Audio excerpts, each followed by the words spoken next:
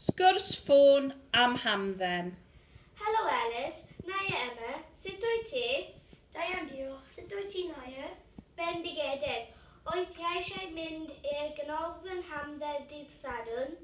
Ydw, ond dydw i ddim eisiau nofio. Pam? Achos dwi ddim yn gallu nofio yn mae'n wyllt y fi chwarae tennis. Wyt ti'n mwynhau chwarae pêl-fasged? Nag ydw, ond dwi'n mwynhau gwylio pêl-fasged ar y teledu. Gwyliais i gym neithiwr rhwng Chicago Bulls a Miami Heat. Beth wyt ti'n feddwl o badminton? Yn fy marn i, mae badminton yn sbwriel.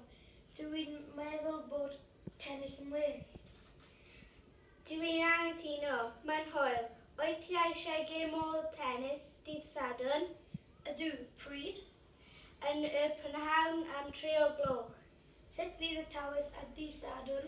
Gobeithio bydd hi'n haelog a bydd hi ddim yn bwrw glaw. Ydy Matt a Rowan yn dod hefyd? Nag ydyn.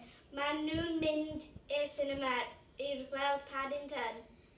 Es i weld Paddington gyda Josh a Alice ar y penwythnos, a bwytais i gormod o popcorn.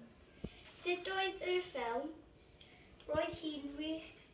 Dwi'n meddwl bod Paddington yn ddoniol. Dwi'n cytuno. Ddoniol iawn. Mae mam yn galw, mae'n amser cinio. Wela i dydd Sadwrn. Iawn, hwyl fawr.